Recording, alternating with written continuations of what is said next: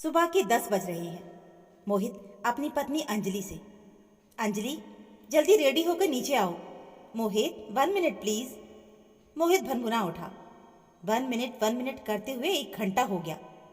माँ समझाते हुए बोली, धीरज रखो, लड़कियों को सजने संवरने में देर लगती है। माँ, अगर ट्रैफिक में फंस गए तो होगा ये कि होस्ट ही आखिर में पहुंचेगा। अंजलि तैयार होकर अपने कमरे से निकली। उसने माँ का हाथ पकड़ा और गाड़ी में जाकर बैठ गई। मोहित उसे अपलक निहारता रह गया।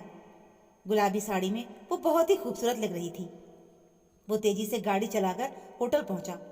वहां लोगों का आना शुरू हो चुका था। आज उसने होटल सनराइज में शानदार पार्टी का आयोजन किया था। ये उसकी एडवर्टाइजिंग कंपनी का एनुअल प्रोग्राम था। साथ ही उसे अपनी पत्नी अंजलि को सबसे मिलवाना भी था। ये उसके लिए दोहरी खुशी का दिन था। मोहित माइक पकड़कर बोला, माय डियर फ्रेंड्स, आज खुशी के मौके पर आप सबके सामने बड़े भाई जैसे दोस्त आदर्श का मैं सच्चे दिल से शुक्रिया अदा करता हूँ, जिन्होंने मुझे जीने की राह दिखाई। मैं निराश होकर टूटे हुए दिल से मुंबई आया था, लेकिन उनकी हेल्प से ये कंपनी बनाई और आपके सहयोग से आज हम कहाँ हैं आप सब जानते हैं। और ये है मेरी पत्नी अंजलि, जो मेरे साथ खड़ी है। इन्हें मैं आप सबसे मिलवाना चाह रहा था, जिसके लिए आज का दिन मुझे उपयुक्त लगा। मोहित का दोस्त सचिन बोला, क्यों यार, बड़े छुपे रुस्तम निकले, शादी कर ली और किसी को हवा भी नहीं लगने दी। अमित उसके कान में फुसफुसाया, बहुत सुंदर है भाभी, कहाँ छिपा रखी थी। वो हंस पड़ा। सचिन बोला, मोहित तू बड़ा लकी है, चमकता हुआ बिजनेस और दमकती हुई पत्नी, दोनों एक दूसरे के लिए ही बने हो। आदर्श उसका पार्टनर पार्टी की व्यवस्था रख रहा था। पार्टी में खूब रौनक हो रही थी। उसने अंजलि के मम्मी पापा को फोन पर बुलाया था। पार्टी देर रात तक चलती रही। पीना पिलाना भी बदस्तूर जारी था, पर मोहित ने ड्रिंक को हाथ भी नहीं लगाया। आज अंजलि बहुत खुश थी। उसने ऐसे ही मोहित की कल्पना की थी। आज उसकी मम्मी पापा और भैया भाभी ने भी देख लिया कि मोहित कहाँ से कहाँ पहुँच चुका है। आज वो मन ही मन सोच रही थी कि ये तो गर्व की बात है कि उसे मोहित जैसा अच्छा पति मिला है। लेकिन उसने क्या किया? उसने तो मोहित पर अत्याचार करने और उसे सताने में कोई कसर नहीं छोड़ी थी। पार्टी बहुत अच्छी तरह समाप्त हो गई थी। घर आकर मोहित नाइट सूट पहनकर आया और उसे अपनी बाहों में भरते हुए बोला, अंजलि तुम खुश तो हो ना? हाँ मोहित, मैं बहुत खुश हूँ, पर शर्मिंदा भी हूँ कि मैंने अपने हीरे जैसे पति को कोयला समझकर मैंने कितना तंग और अपमानित किया है। वो उसके मुंह पर उंगली रखकर बोला, अब पिछली बातें भूल जाओ, आज के दिन की खुशियाँ और उसका आनंद उठाओ। दिन भर का थका हुआ मोहित बेड पर लेटते ही गहरी नींद में सो गया। लेकिन आज अंजलि की आंखों से नींद उड़ गई थी। उसके जीवन के सारे उतार चढ़ाव उसकी आंखों के सामने पिक्चर की रील की तरह घूम रहे थे। ऐसा लग रहा था कि जैसे कल की ही बात है, जब उसने यूनिवर्सिटी में एडमिशन लिया था। वहाँ नए बैच की पार्टी में मोहित पर उसकी निगाह पड़ी। मोहित कविताएं लिखता था। पहली नज़र में ही मोहित उसकी निगाहों में बस गया था। वो कई बार उसकी तारीफ करने के लिए उसके पास भी गई थी, परंतु वो उसे देखकर अनदेखा करता रहा।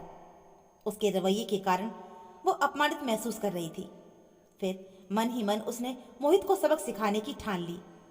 एक दिन वो उसके पास पहुंच गई और कॉफ़ी पीने के लिए उसे कैफेटेरिया में लेकर गई। बस उस दिन से उन दोनों की मुलाकातें शुरू हो गई। वो रोज एक नई कविता लिखकर लाता। वो सुनती कम, बस अपलक उसे निहारती रहती थी। धीरे धीरे वो उसको पाने के लिए पागल हो उठी थी। अब पढ़ाई लिखाई में उसका मन ही नहीं लगता था। कॉलेज के बाद वो मोहित के किराए के रूम में पहुंच जाया करती थी। फाइनल सेमेस्टर के एग्ज़ाम के दिन भी आ गए थे। एक दिन मोहित ने उससे कहा, अंजलि अब कुछ दिनों के लिए हम लोगों का मिलना जुलना बंद रहेगा, क्योंकि अब मुझे अपने एग्ज़ाम की तैयारी करनी है। वो रूठते ही बोल पड़ी, क्यों, क्या केवल तुम्हारा ही एग्ज़ाम है, मेरा नहीं? मेरी हेल्प कौन करेगा? वो उसको समझाते हुए बोला, देखो अंजलि, तुम्हारे नंबर या पोजीशन कुछ खराब भी आई तो तुम्हें कोई फ़र्क नहीं पड़ेगा। तुम्हारे घर वाले किसी रईस परिवार के लड़के के साथ तुम्हारी शादी कर देंगे। फिर तुम बड़ी बड़ी गाड़ियों में घूमा करोगी। पर मेरा तो पूरा भविष्य ही इस रिजल्ट पर निर्भर करता है। मेरा यदि कैंपस सिलेक्शन नहीं हुआ या ढंग की नौकरी नहीं मिली तो मेरे लिए तो रोटी के लाले पड़ जाएंगे और मैं अपनी माँ को मुंह दिखाने के लायक भी नहीं रहूँगा। उन्होंने बहुत मेहनत करके मुझे पढ़ाया है। प्लीज़ अंजलि, मुझे माफ़ कर दो। और बाय कहकर वो तेजी से चला गया। उसने 3-4 दिन तक किसी तरह बिताए, लेकिन उसे मोहित के बिना दुनिया वीरान लगने लगी थी। वो उसके कमरे में एक दिन पहुंच गई, फिर वही सिलसिला चालू हो गया था। एक पल में दोनों के बीच वो सब भी हो गया जो नहीं होना चाहिए था। इसके लिए मोहित को बहुत पछतावा भी हो रहा था, परंतु वो तो मन ही मन मुस्कुरा रही थी। अब मोहित पूरी तरह से उसका हो चुका था। रिजल्ट आने वाला था। मोहित बहुत घबराया हुआ था। रिजल्ट तो वही हुआ जो होना था। उसकी पोजीशन खराब हो गई थी। उसका कैंपस सिलेक्शन नहीं हुआ। वो तो बस किसी तरह से पास हो गया था। लेकिन अंजलि को कोई फिक्र नहीं थी। जॉब न मिलने के कारण मोहित बहुत उदास रहता था। एक शाम जब अंजलि मोहित के साथ कैफेटेरिया में कॉफ़ी पी रही थी, तो वहाँ अजीत भैया मीटिंग के लिए आ गए। उन्होंने उसे मोहित के साथ देख लिया तो घर में तूफान मचा दिया। माँ पापा भी अजीत भैया के साथ चिल्लाने लगे और उसके घर से निकलने पर पाबंदी लगा दी गई। अमरकांत ने झटपट उसका रिश्ता एक धनी परिवार में तय कर दिया। उसके लाख मना करने पर भी पापा अमरकांत उसकी शादी की तैयारी में लगे हुए थे। उसकी इच्छा को कोई समझने को तैयार ही नहीं था। वो मोहित को दिल से चाहने लगी थी और वो उसके साथ शादी करना चाहती थी। एक दिन मौका लगते ही वो घर से भागकर उसकी बाहों में जाकर सिसक उठी। मोहित, प्लीज़, मैं तुम्हारे बिना जी नहीं सकूंगी। मेरे गर्भ में तुम्हारी निशानी पड़ रही है। तुम्हें अभी मंदिर में चलकर मेरे साथ शादी करनी पड़ेगी, नहीं तो मैं अपनी जान दे दूंगी।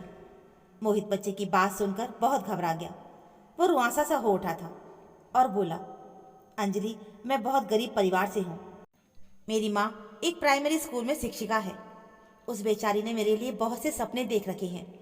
मेरे इस तरह से शादी करने पर वो टूट जाएगी और मेरी जॉब भी अभी नहीं लगी है। फिर मैं साइकिल पर चलने वाला और तुम्हारे पास अपनी कार है। भला बताओ, मेरा और तुम्हारा क्या मेल? मैं तुम्हारी जिम्मेदारी कैसे उठा पाऊंगा? प्लीज़ मेरा कहना मानो और अपने घर लौट जाओ। इसी में हम दोनों की भलाई है। मेरी भी सुनो प्लीज़। मैं अपने घर से भागकर आई हूँ। अब लौटकर जाने का कोई सवाल ही नहीं। बच्चे की बात सुनकर तो पापा मुझे जान से मार देंगे। घर लौटने से तो अच्छा है कि तुम मेरे लिए जहर ला दो। परेशान बेहाल मोहित अपने सिर पर हाथ रखकर बैठ गया था। मुंह लटकाकर बैठने से थोड़ी ना कुछ होगा। वो बोली, चलो तुम्हारी माँ के पास चलते हैं। वो जो भी कहेंगी वो मैं मान लूँगी। वैसे भी एक औरत होकर वो मेरी हालत को ज़रूर समझेंगी। मोहित उसे अपने घर लेकर गया। वहाँ एक छोटे से मकान के एक भाग में उसकी माँ रहती थी। दूसरा भाग किराए पर चढ़ा हुआ था। उसकी माँ शोभा जी मोहित के साथ लड़की को देखकर सन्नाटे में आ गई। वो कुछ समझ पाती कि इसके पहले वो उनके गले से लगकर ये कहते हुए फूटकर रोने लगी, मैं मोहित के बिना एक पल भी नहीं रह सकती। मैं उसके बच्चे की माँ बनने वाली हूँ। मेरे पापा मेरी शादी किसी और लड़के के साथ कर रहे हैं। मैं घर से भाग कर आई हूँ। हो सकता है पापा मुझे ढूंढते हुए पुलिस लेकर आपके घर पहुँच जाए। शोभा अपने बेटे की करतूत सुनकर क्रोधित हो उठी। बेटे की गाल पर जोरदार थप्पड़ लगाकर बोली, तू पैदा होते ही क्यों नहीं मर गया था? आज तेरी वजह से मेरा सिर शर्म से झुक गया है। उन्होंने तुरंत अंजलि को अपने पड़ोसी के यहाँ छुपा दिया था। कुछ ही देर में उसके पापा अमरकांत उसे खोजते हुए पुलिस को लेकर आ गए थे। पुलिस लड़की भगाने के आरोप में मोहित को अपने साथ पकड़कर ले जाने वाली थी कि तभी वो बाहर निकलकर मोहित का हाथ पकड़ के खड़ी हो गई और बोल पड़ी, मैं बालिग हूँ और ये मेरे पति हैं। मैं इनके साथ शादी कर चुकी हूँ। दरअसल वो मोहित को सच में प्यार करने लगी थी। पापा अपना माथा पीटते हुए ये कहकर चले गए कि आज से तेरा मेरा कोई रिश्ता नहीं। अभी 4 महीने में तेरे प्यार का भूत उतर जाएगा, तब तुझे समझ में आएगा कि तूने कितनी बड़ी गलती की है। मोहित की तो बोलती ही बंद थी। सब कुछ इतना अप्रत्याशित घटा कि वो कुछ भी विश्वास नहीं कर पा रहा था। माँ परेशान थी कि पराई लड़की और वो भी पेट से है, इस परेशानी से कैसे निपटे। फिर अगले दिन वे 7-8 लोगों के सामने मंदिर में फेरे करवाकर उसे अपनी बहू बनाकर अपने घर ले आई। इस तरह की शादी की तो उसने कभी कल्पना भी नहीं की थी, परंतु मोहित को पाकर वो बहुत खुश थी। पर मोहित परेशान था। वो नौकरी की खोज में यहाँ वहाँ दौड़ भागकर इंटरव्यू दे रहा था, लेकिन बात नहीं बन पा रही थी। थोड़े दिनों के बाद बमुश्किल एक कॉल सेंटर में उसे नौकरी मिल गई। अंजलि मोहित की बाहों में बाहें डालकर घूमने जाना चाहती थी, परंतु उसका उतरा हुआ चेहरा देखकर उसका उत्साह ठंडा हो जाता था। वो चिड़चिड़ाने लगती थी क्योंकि उसके सपने टूटने लगे थे। मोहित, तुम्हें सैलरी मिली होगी, चलो हम लोग आज पार्टी करेंगे। एक दिन वो बोली। धीमी आवाज़ में वो बोला, चलो कहीं ढाबे पे खा लेंगे। तुम खर्च की चिंता ना करो, मेरे अकाउंट में पैसे हैं। देखो अंजलि, तुम अपने पैसे बचा के रखो, जाने क्या ज़रूरत पड़ जाए।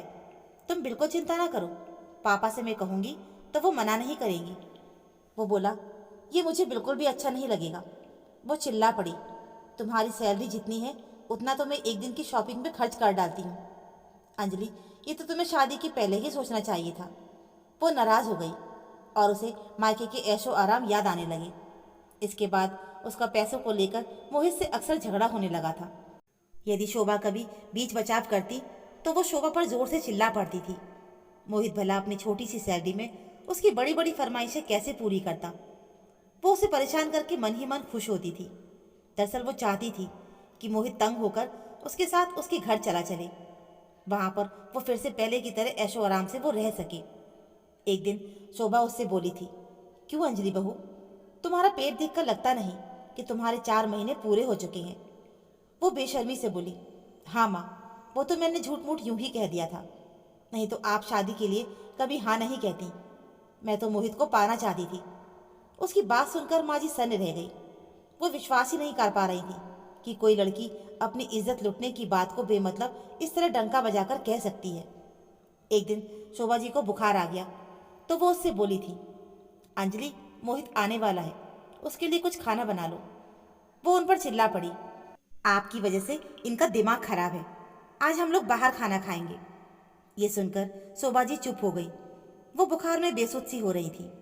मोहित ने ऑफिस से आते ही कपड़े भी नहीं बदले। पहले शोभा जी को चाय बनाकर पिलाई और उन्हें दवा खिलाई।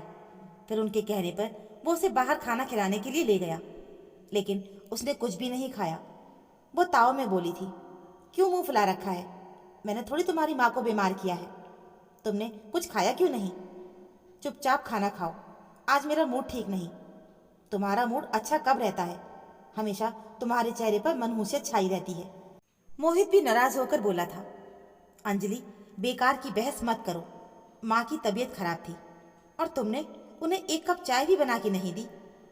वो जोर से चिल्लाकर बोली, मैं क्यों बनाऊं, क्या मैं तुम लोगों की नौकरानी हूं? अपनी माँ से बहुत प्यार है ना, तो एक नौकरानी रख लो।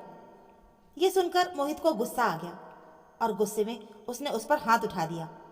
तुम्हारी इतनी हिम्मत कि तुमने मुझ पर हाथ उठाया, दहेज एक्ट में तुम्हारी शिकायत कर दूंगी, तुम माँ बेटे दोनों जेल चले जाओगे। मोहित का चेहरा लाल पड़ गया था, शायद वो डर गया था।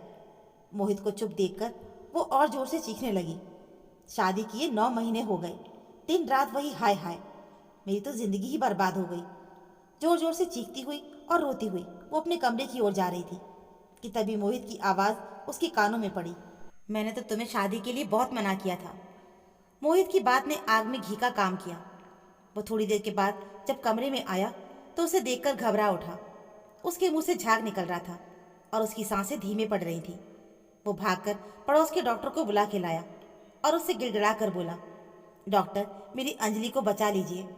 उसने उसका हाथ पकड़कर वादा किया कि वो जो भी कहेगी वो वही करेगा। वो तो मौके की तलाश में ही थी। उसने ये शर्त रखी कि उसके ठीक होते ही वो पापा के घर चल के रहेंगी और ये जॉब छोड़कर पापा की कंपनी ज्वाइन करनी होगी। मोहित का चेहरा उदास और उतरा हुआ था। उसके घर पहुंचते ही उसका सामना अमरकांत से हुआ था। वो उसे देखते ही चिल्ला पड़े, यहाँ आने की तुम्हारी हिम्मत कैसे हुई? अंजलि अपनी माँ के गले लिपटकर रो पड़ी, मम्मी प्लीज़ पापा को मना लो, अब मैं और कहाँ जाऊँ? अगर आप मेरी ज़िंदगी चाहती हैं तो मुझे अपने घर में रहने दीजिए। उसके आंसू देखकर अनीता जी पिघल उठी थी। उसका हाथ पकड़कर बोली, देखूँ तो कौन तुझे बाहर निकाल सकता है? फिर पापा की ओर देख कर बोली, गुस्सा शांत कीजिए, बच्चों से तो गलती हो ही जाती है। फिर कटाक्ष भरी निगाहों से मोहित की तरफ देखकर अमरकांत बोले, और ये बरखुरदार कहाँ रहेंगे और क्या करेंगे? वो तुरंत बोली, ये भी कोई पूछने की बात है, इन्हें अपनी कंपनी में रख लीजिए, जो दूसरों को देते हैं वही इन्हें दे दीजिएगा। अगले दिन ही मोहित ने पापा अमरकांत की कंपनी ज्वाइन कर ली। वो गुमसुम और चुप रहने लगा था। एक दिन रात को सब खाना खा रहे थे, तब अजीत भैया मोहित की ओर देखते हुए बोले, बहन तूने कैसे आदमी से शादी कर ली है? इससे तो अच्छा अपना अनपढ़ रामू है जो कम से कम सही फाइल तो ला के दे देता है। उस दिन पहली बार मोहित नाराजगी दिखाते हुए डाइनिंग टेबल से उठकर बिना खाना खाए चला गया था। माँ उससे बोली, जा बुला के ला। शायद उसे बुरा लग गया है, लेकिन वह अकड़ दिखाते हुए वहीं पर बैठी रह गई। फिर शाम हुई और रात हुई, लेकिन वो नहीं लौटा। दरअसल वो घर छोड़ के चला गया था और उसके नाम एक लेटर छोड़ कर गया, जिसमें लिखा था, अंजलि, मैंने तुम्हें खुश करने के लिए अपने वजूद, स्वाभिमान एवं सम्मान का सौदा कर लिया, परंतु मुझे अपमान के अलावा और मिला ही क्या। मेरे जाने के बाद तुम खुश रह सकोगी, इस उम्मीद के साथ अलविदा, मोहित। मोहित के जाने के बाद नाते रिश्तेदार मोहित के लिए बहुत कुछ उल्टा सीधा बोलते थे, जिसे सुनकर उसे अच्छा नहीं लगता था। वो घर से बाहर निकलती तो सब अजीब नज़रों से उसे घूरते दिखते थे। एक दिन वो अपनी सहेली माया के घर गई। उसकी सास और ननद उसको देखते ही फुसफुसाने लगी कि मर्द छोड़ गया तो भी कैसे बन संवर के घूम रही है, कोई लाज शर्म तो इसे है ही नहीं। उसकी सास ने आखिर में उसे जोर से सुना भी दिया, बहू, मुझे तुम्हारी इस तरह की सहेलियां जरा भी पसंद नहीं, जो अपना घर तोड़कर दूसरे का घर तोड़ने चली हो। समझदार के लिए इशारा ही काफ़ी था। वो उल्टे पैर अपने घर लौट आई। दोनों भाभियों को तो अंजलि बिन बुलाए मेहमान की तरह लगती थी। धीरे धीरे उसकी औकात घर में नौकरानी जैसी हो गई थी। उसे लगने लगा था कि अब माँ, पापा, भैया, भाभी सबकी नज़रें बदल गई हैं। अब वो यहाँ आकर रहने के फैसले पर बहुत पछता रही थी। उसे हर पल मोहित की याद आने लगी थी। मोहित को गए हुए 1 वर्ष बीत चुका था। वो अपने जीवन से निराश हो गई थी। उसने मन ही मन निश्चय किया कि वो अब अपने पैरों पर खड़ी होगी, कुछ बन के दिखाएगी, और मोहित मिला तो वो उससे अपनी गलतियों के लिए माफ़ी मांगेगी। उसी पल उसने उठकर अपना प्रोफाइल बनाया। फिर वो दिन रात जॉब की तलाश में लैपटॉप पर बैठी रहती थी। उसने फेसबुक से मोहित का भी पता लगा लिया था। वो मुंबई में अपनी एडवर्टाइजिंग कंपनी चला रहा था। अब उसका मकसद था किसी भी तरह से मुंबई पहुंचना। जल्द ही उसकी चाहत ने उसका साथ दिया। एचआर की पोस्ट के लिए मुंबई की एक कंपनी ने उसे इंटरव्यू के लिए बुलाया। उसने अपनी प्लेसमेंट एजेंसी से पहले फ़ोन पर इंटरव्यू करवाने का आग्रह किया, जो बहुत ही अच्छा हुआ था। उन्होंने ऑनलाइन ज्वाइन करने का लेटर भी भेज दिया। नेट से उसने अपना टिकट भी करवा लिया और चुपचाप अपनी पूरी तैयारी भी कर ली। उसके बाद एक दिन वो अपने पापा से बोली, पापा, मैं अपने पैरों पर खड़े होने के लिए नौकरी करना चाहती हूँ। क्या तुम्हारा दिमाग खराब है? हमारे घर की लड़कियां नौकरी नहीं करती। पहले ही तुमने मेरी बेइज्जती कराने में कोई कसर नहीं छोड़ी है। आप क्या चाहती हो? अनीता जी धीरे से बोली, कर लेने दीजिए, घर में पड़े पड़े उसका मन नहीं लगता है। पापा नाराज हो उठे थे। हाँ हाँ जाओ, कोई नया गुल खिलाकर मेरे मुंह पर कालिक पोतना। तुम माँ बेटी मिलकर मुझे चैन से नहीं जीने दोगी। आज वो अच्छी तरह से समझ गई थी कि यहाँ पर उसका साथ देने वाला कोई नहीं है। एक रात पापा के नाम एक पत्र लेकर वो घर से निकलकर ट्रेन में जाके बैठ गई। वैसे घबराहट के कारण वो नर्वस बहुत थी, क्योंकि ज़िंदगी में पहली बार वो घर से इतना दूर जाने के लिए निकल पड़ी थी। उसने कंपनी के गेस्ट हाउस का पता भी ले लिया था। जॉब ज्वाइन करने के बाद वो धीरे धीरे अपनी लाइफ में सेट हो रही थी। उसने निधि नाम से अपना फेसबुक अकाउंट बनाया था और जल्दी ही मोहित के साथ वो चैट करने लगी थी। दोनों आपस में फेसबुक फ्रेंड बन गए थे। एक दिन उसने उससे पूछा, मोहित, अगर आपके किसी दोस्त से कोई गलती हो जाए तो क्या आप उसे माफ़ कर देंगे? जवाब में वो बोला, ये तो गलती पर डिपेंड करता है, लेकिन आप ऐसे क्यों पूछ रही हैं? बस ऐसे ही। मोहित उससे मिलने के लिए बेचैन था, पर अंजलि के मन में डर था कि वो किस तरह से मोहित से माफ़ी मांगे और कैसे ये कहे कि अब वो बदल चुकी है और अपने पहले किए व्यवहार के लिए वो बहुत शर्मिंदा है। एक शाम वो सिटी मॉल में कॉफ़ी पी रही थी कि तभी उसे वहाँ मोहित दिखाई पड़ा। वो कॉफ़ी छोड़कर वहाँ तेजी से दौड़ती हुई मोहित का रास्ता रोक के खड़ी हो गई। अंजलि, तुम यहाँ कैसे? मैं यहाँ जॉब करती हूँ। अच्छा, मैं जल्दी में हूँ, चलता हूँ, मेरी मीटिंग है। मोहित, 1 मिनट प्लीज़। उसने अधिकारपूर्वक मोहित का हाथ पकड़ लिया।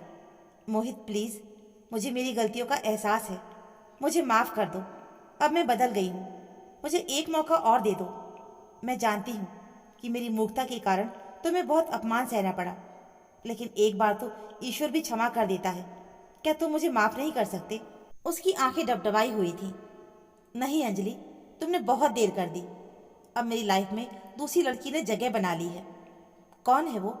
निधि। वो जोर से हंसकर मोहित से लिपट कर बोली, मेरे बुद्धू पति, फेसबुक की निधि तो मैं ही हूँ।